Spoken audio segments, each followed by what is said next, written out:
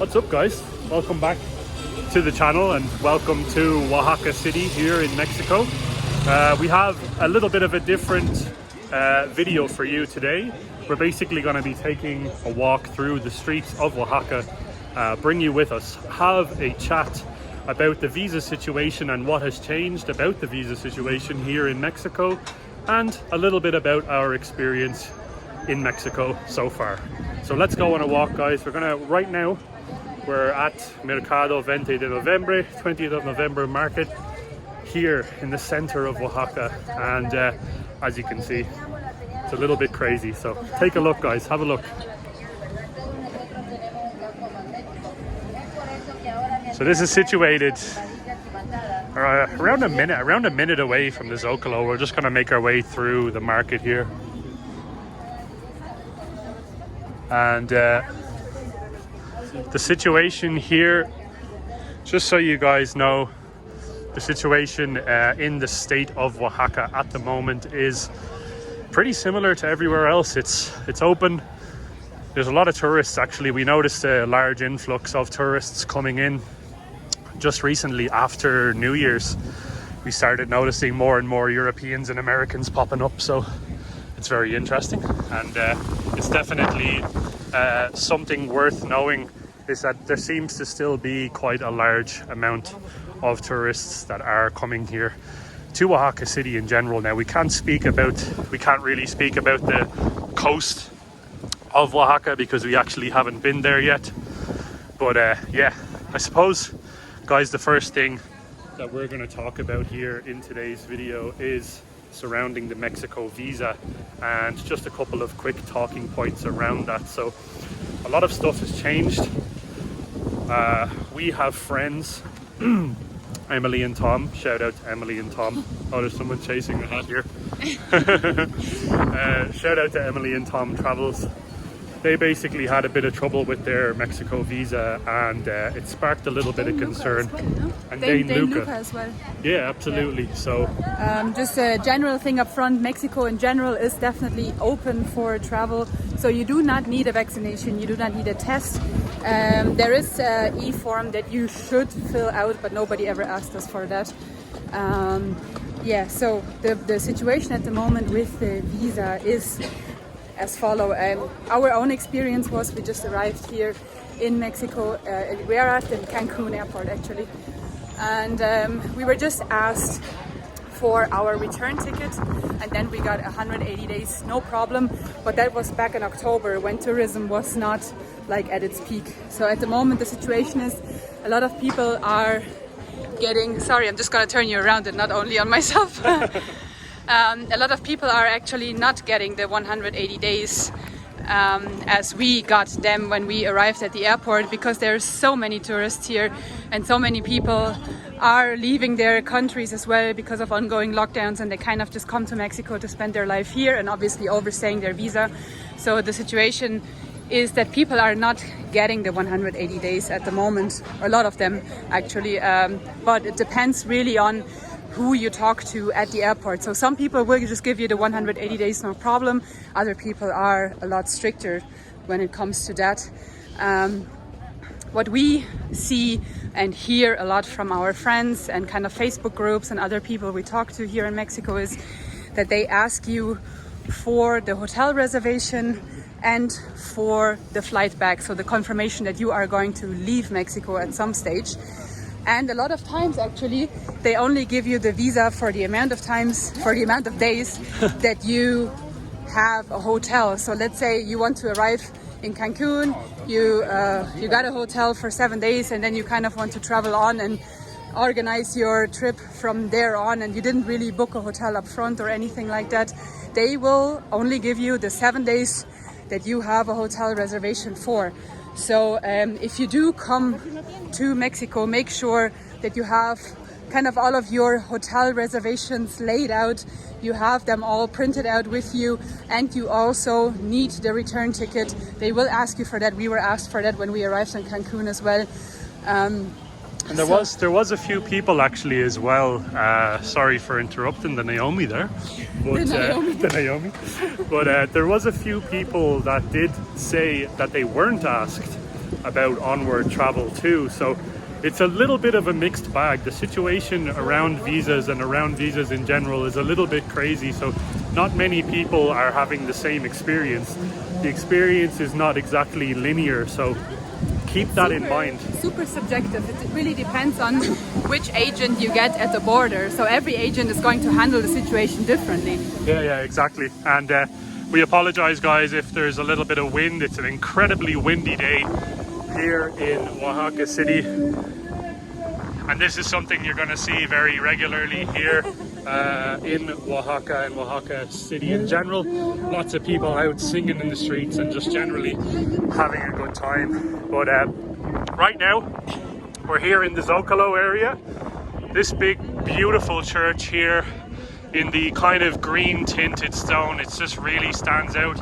It's actually something that you're going to have to keep an eye out for whenever you do come to Oaxaca as well, because that's actually a signature of Oaxacan architecture. So keep that in mind when you come, guys. Definitely check this church out. It is really, really interesting and well worth a look inside. There was a large Christmas tree just over here behind Naomi. But that's no longer standing there.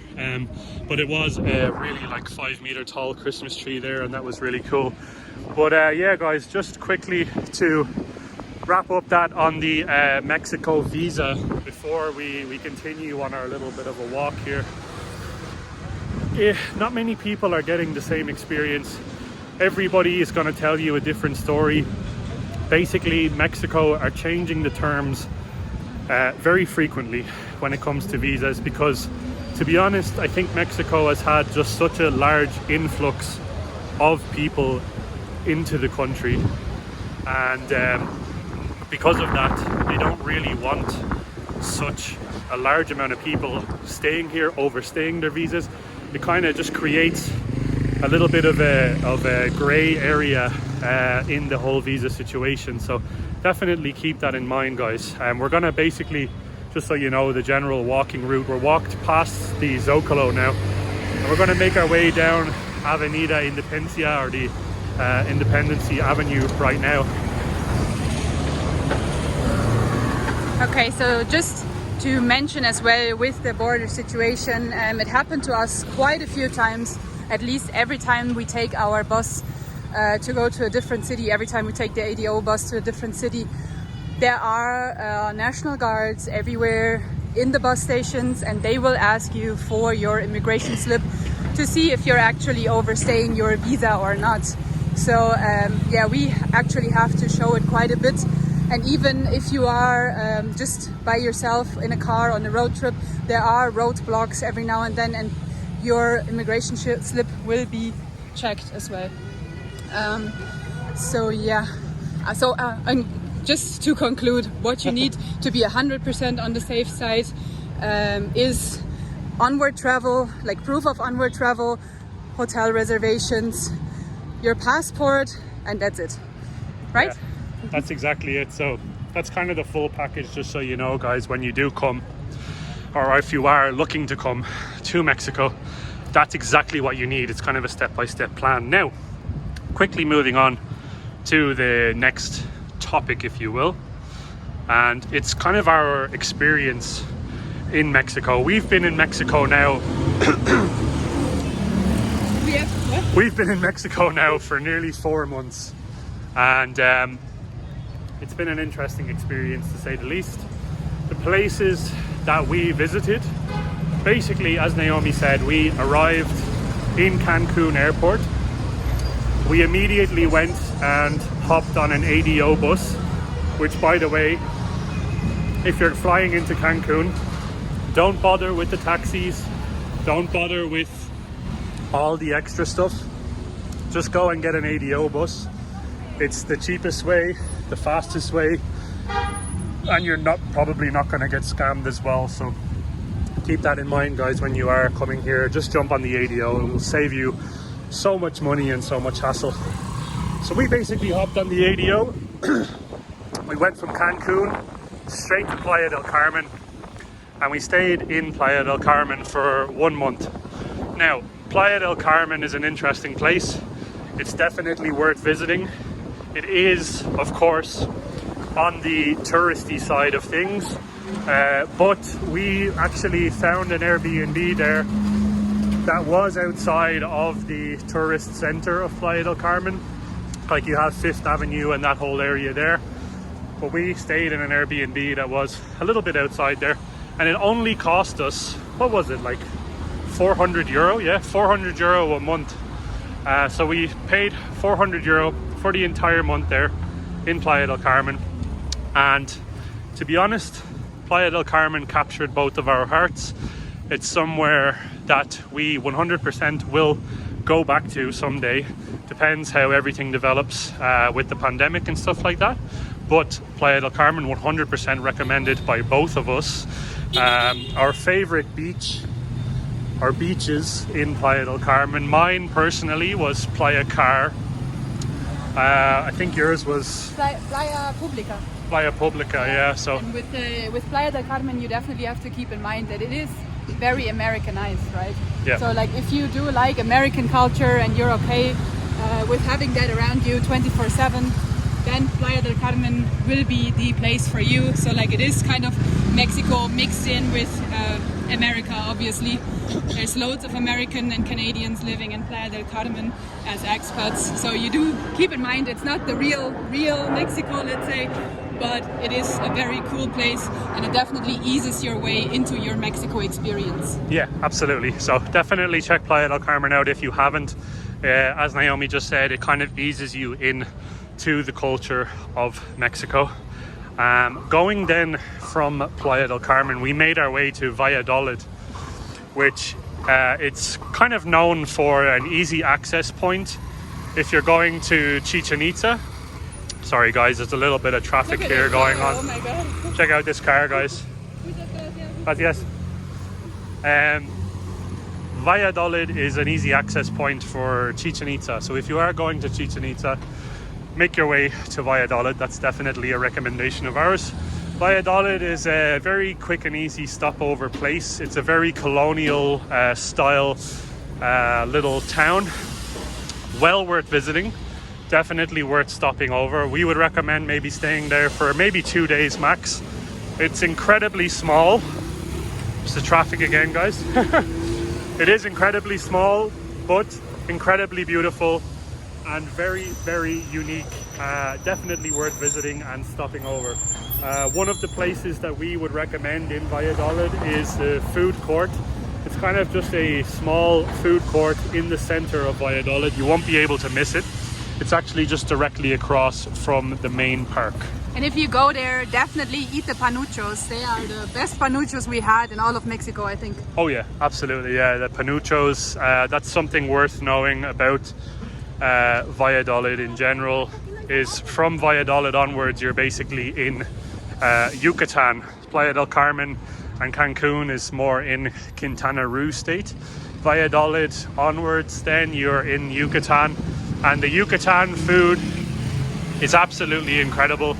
Panuchos, salbutes. There's such a wide variety of Yucatec food that you can enjoy, which is really, really beautiful. Definitely worth trying and definitely worth stopping in Valladolid. So that's definitely a recommendation as well. Now, from Valladolid, we made our way. What was next after Valladolid? Was it Campeche or Merida? After Valladolid, we went to Merida. Merida, yeah. I think we were there for 2 weeks. 2 weeks, 14 days. Yeah, we spent 2 weeks in the city of Merida. Now, Merida is somewhere where we keep comparing Merida to here, to Oaxaca. Yes. It is actually very similar looking to Oaxaca. It's a beautiful city. Once again, very colonial buildings. The only real difference, obviously, between Merida and Oaxaca is, number one, the state. Obviously, you're in a totally different state. The food is completely different as well. And the climate as well. And the climate, yes. So there is actually quite a few differences between the two states. But Merida and the climate in Merida is more humid. So it's kind of more... If you ever go to Merida in the rainy season, you'll know exactly what we are talking about. We arrived in Merida just as the rainy season actually ended. So we managed to get a little bit more of a, how would you say, survivable weather. We follow a couple called Cafe Con Leche Travels that have amazing Mexico content, and they always are sharing videos. I believe they actually live in Merida. They rented a full house in Merida, so they are like, and they got their residency recently as well. Congratulations to that, by the way. Yeah. So they are permanently in Merida, and they seem to enjoy it a lot. So yeah, definitely check Merida out as well. Yeah, it's an incredibly interesting city, and there's something always happening in Merida as well, in the center of Merida. So keep that in mind when you visit. You will be busy 7 days a week. So if you book a 7-day trip in Merida, trust me, every day of that trip will be fully booked for yourself. So if you are looking for a place where you're not going to be very bored or anything like that, if you're not looking for, you know, a regular sit on the beach and read a book type of holiday, definitely check Merida out. After Merida, we actually made our way then to the beautiful place called Campeche. There's an ice cream van somewhere over here. Yeah, Oh, right here. Ice cream rickshaw. Ice cream rickshaw. That's the first time I've actually seen that. But after Merida, we made our way to Campeche. And Campeche, again, an incredibly unique, incredibly different city with a very unique atmosphere as well. Campeche is the only city in Mexico actually that has a wall still standing there from, I believe, pre-colonial times. It has a lot to do with piracy, believe it or not, pirates. It's kind of almost known as the pirate city, if you will, of Campeche. And the one thing that we noticed when we went to Campeche is we felt like we were the only tourists there.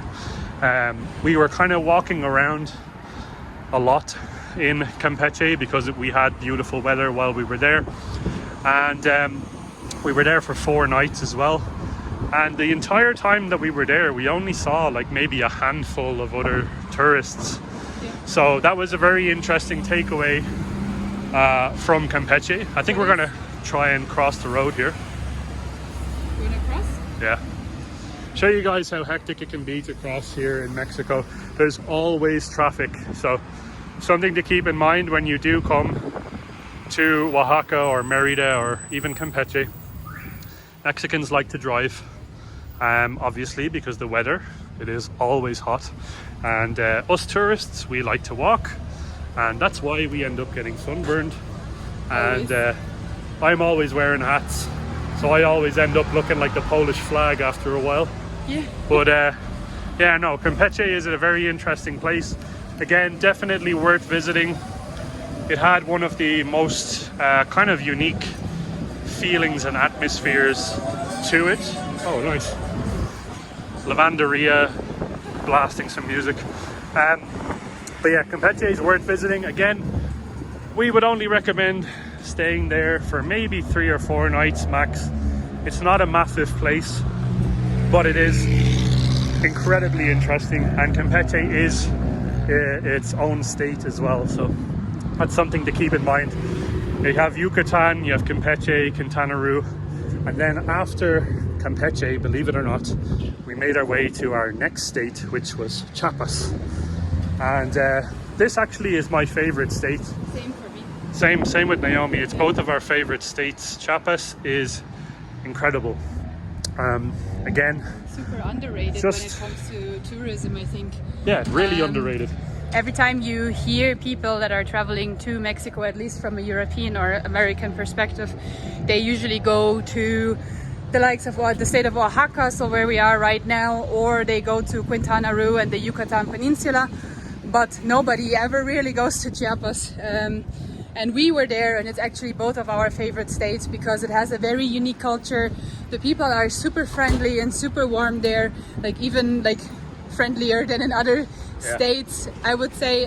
Everybody, like if you are by yourself and you sit on a bench, there is people that will talk to you within literally 30 seconds of you sitting on that bench. Yep. So and it has an amazing chocolate and coffee culture. Oh my god. Yeah. No matter where you go, there's chocolate everywhere and there's coffee everywhere. So if you like those two, go to Chiapas.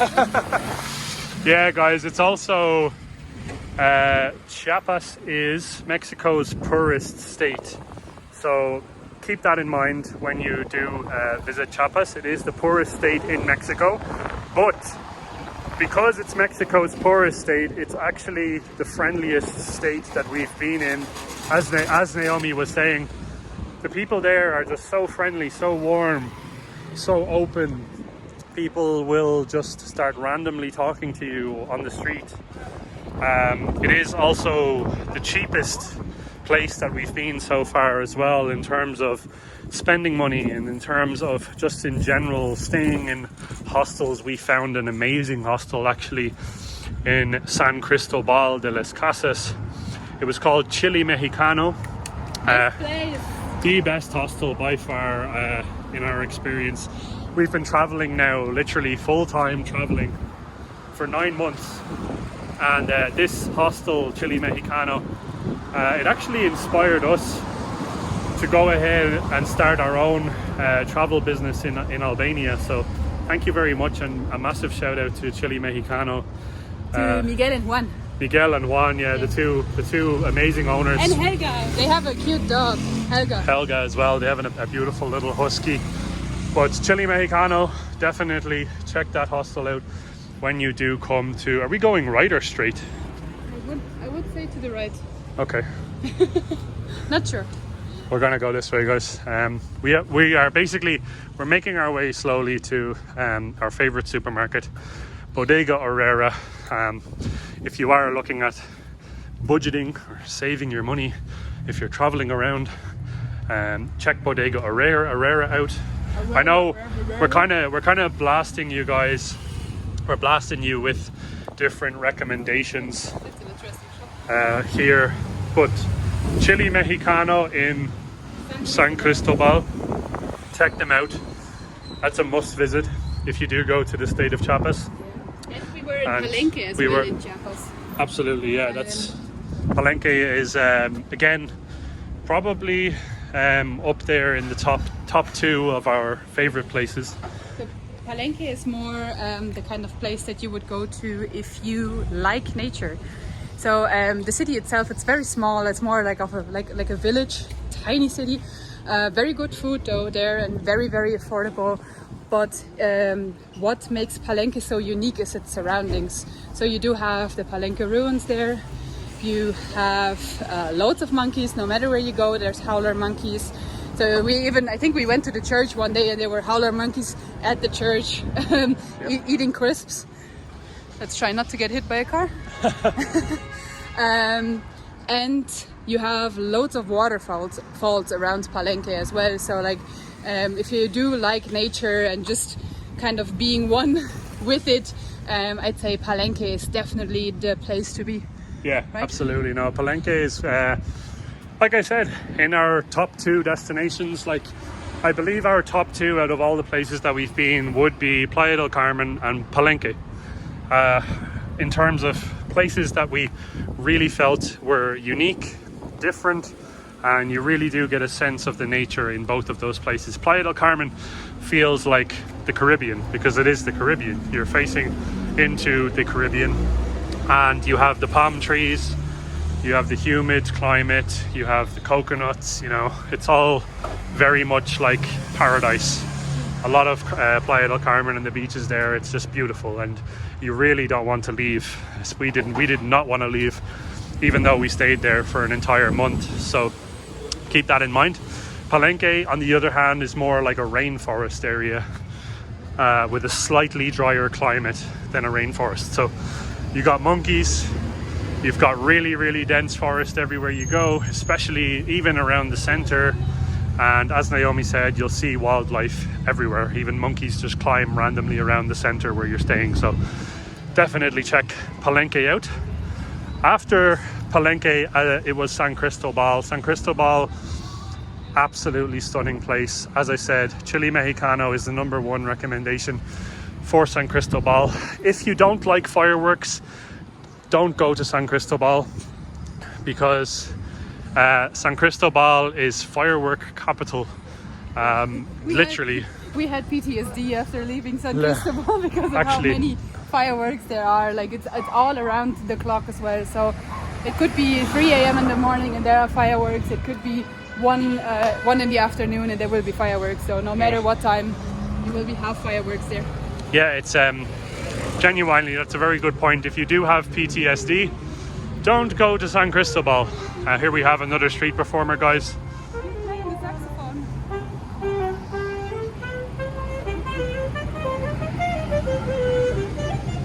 That's again something you're going to see in a lot of different states in Mexico. You will see that whenever the traffic comes to a stop, you'll have street performers that come out, or you'll have people that will come and try to clean the windows of people, and then they will look for money. So definitely an interesting aspect to Mexico, and something to keep an eye out for 100% when you come to this beautiful country.